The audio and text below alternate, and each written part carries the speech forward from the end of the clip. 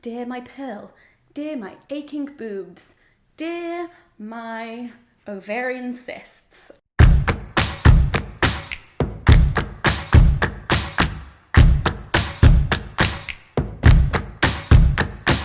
Hey everyone, welcome to the Hormone Diaries, episode 18. This is going to be a bit of a chill one, but also a bit of an exciting one.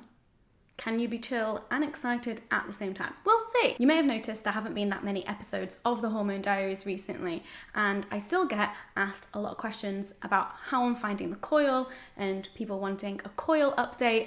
I actually already did one of those, so you can go and watch that. But basically nothing has really changed since then. So basically I just don't have any updates. The one thing I will say though is that because I have now moved house, I'm going to be registering at a new doctor's, and I just want them to take a peek inside or do an ultrasound or whatever it is that they do to make sure that everything's still in place, because I've had it in for like almost a year now and I can't feel the strings. I'm not pregnant, and I've had like major surgery twice this year. So a lot has happened, and the coil and all of that stuff has kind of like taken a back burner. It's just like keeping up with my reproductive health, I guess, has just not been at the forefront of my mind. But now that we're here, I'm gonna get registered at a doctor's. I've been scouring the NHS website for all of the doctors in this area. How do you pick a GP?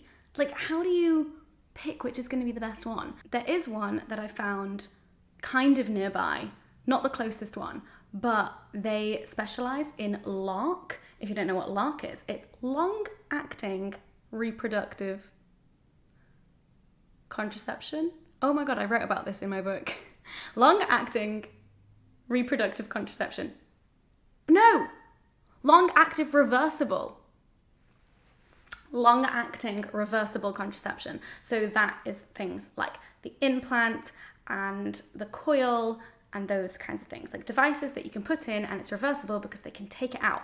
I don't think the injection counts as LARC because like once you've been injected, that's it. You kind of have to like wait it out for the period of time that it lasts. You can't then reverse being injected.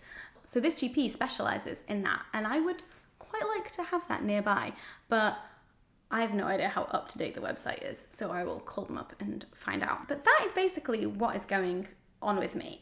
And because there is so little to share of my personal hormone diary, I haven't really had much creative juices flowing in terms of ideas for this series. And you know, that's kind of why this series came about. It was to document my hormone diary coming off the pill after being on it for 7 years, and what that was like and any changes and like finding the right contraception and what is it like being hormone free and having my periods again. Like there was a whole lot of stuff going on in the early days. Also, this series has been going on for 2 years.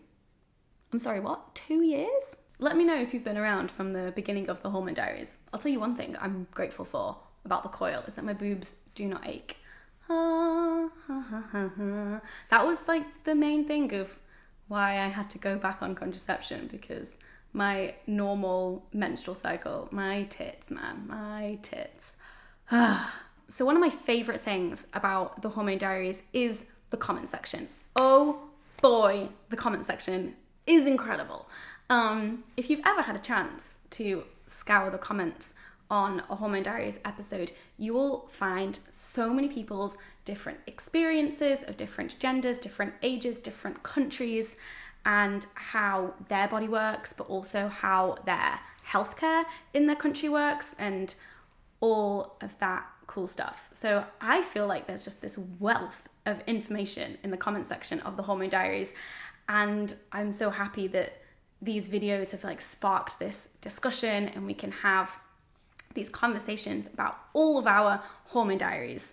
And I've learned so much. And there are so many things that I just didn't know existed until someone in the comment is like, oh, I have this thing. It means XYZ. And I was like, what?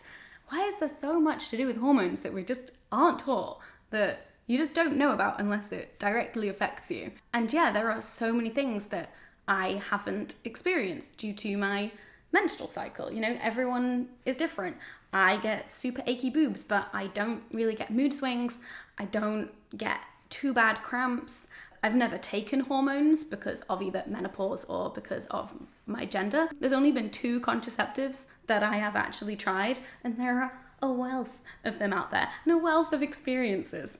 And so that leads me to the exciting news. I want to start the Hormone Diaries project, which will be all about collecting all of these stories and all of these experiences from people all around the globe. So I think it would just be really interesting to see different people's experiences with hormones, with contraception, with their periods, with doctors, with healthcare, and all of that stuff. In the same way that you've been doing in the comments, I want you to share your journey, your story, your hormone diary. There's a blog post on my website with loads of details, and it's in the comment section of that you can share your story. Also, I'll be collecting stories over on Instagram, so in the comments of certain posts. So look out for those. Because it's the Hormone Diaries, I want people's stories to be written in that kind of format.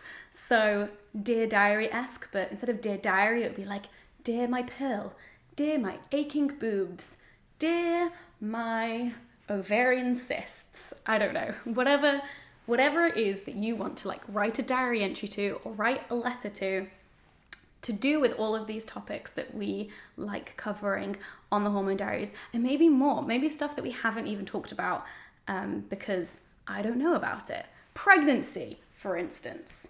I imagine there'll be lots of negative stories, but I also want the positive ones too, like the time that the contraceptive worked and it was perfect, or your amazing regular periods and how that is for you. Yeah, and like I said, I want this to be a global thing. I want stories from lots of different countries, and also this is open to all genders. So whatever your gender, I want to hear from you, especially if your story is going to be very different and unique because of your gender. Like if you're trans, what was it like to go through a puberty that didn't feel right? Or are you on HRT and how is that affecting your body? Do you still have periods and like how do you feel about that? So whatever you want to share, I want to hear it in this project, and I think it would be really awesome for you to read other people's experiences and stories, and hopefully we'll all learn some new things. So like I said, if you want to be included in this project, there are 2 places to post your hormone diary, either on the blog post, which will be on hannahwitton.com/THD project, or over on my Instagram. I will be doing like regular posts over on my Instagram about the different themes to hopefully maybe inspire some stories. If you have multiple stories about different topics, go wild. Go wild. On the blog post, I've written out all of the different themes, but I will go through them quickly now with you. So periods, and that can be anything to do with periods, so like your actual bleeding, your cycle, any PMS, what equipment you use, like tampons, pads, cups, like your experiences with that. Then there's contraception, so hormonal, non-hormonal, fertility awareness, mood changes, body changes, experiences with doctors and health professionals. And then I don't have a better way of describing this topic, but disorders, diseases, and infections. Yay! So things like PCOS, endometriosis, UTIs, vaginismus, like there's a lot that can apparently go wrong down there. And trans, like I said, I really want to include trans voices in this project, and especially stories of HRT and menstruating and puberty and all of that good stuff. Or bad stuff, who knows? You may love it, you may not love it. And then pregnancy. So again, mood changes, body changes, cravings. What else happens when you're pregnant? Morning sickness. I don't know. So if you do want to share your hormone diary, please head over to my website or my Instagram. This project won't happen without your input, so please, please, please, I am eternally grateful if you are willing to share your stories. And you can literally start your diary entry with whatever you want. Dear cramping, dear hormonal acne, dear the Clue app, you know, like, dear my menstrual cup. Anything, what you want to write, your diary entry or your letter to. They can be funny, they can be serious, they can be a whole freaking essay, or it can just be one sentence of your feelings. I've written some of my own example letters on the blog post, so go take a read of those. But also, I want to say that the video series isn't going anywhere. This isn't we're jumping ship and doing something else. I can't tell you when the next video will be, but this isn't the end of the Hormone Diaries web series. I'm especially more interested in getting other people on who have different experiences to me and doing videos about them, not me. But we'll see. I have just moved house, so everything is very up in the air right now. Why am I starting a new project this time? Hannah, stop it. Stop giving yourself work to do. No, this is going to be fun. The comment section has always been one of my favourite parts of the Hormone Diaries, so I'm really excited. And please join in. Please share. Please like, comment, subscribe, retweet. If you don't want to share your hormone diary, but you know friends of yours who have like really interesting stories, then maybe share it with them and ask them to share their hormone diary. So the way that the project is going to work is you post your stories, your hormone diaries, either in the comments of the blog post or in the comments on the various Instagram posts that they'll be relating to this, and then I will be in touch.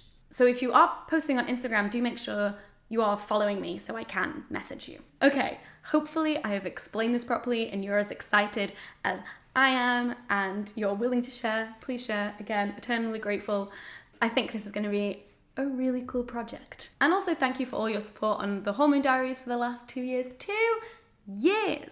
Please give this video a thumbs up if you are excited, and don't forget to subscribe because I make new videos every week. And there'll be lots of moving house content coming up soon. Yeah. All right, I'll see you soon. Bye.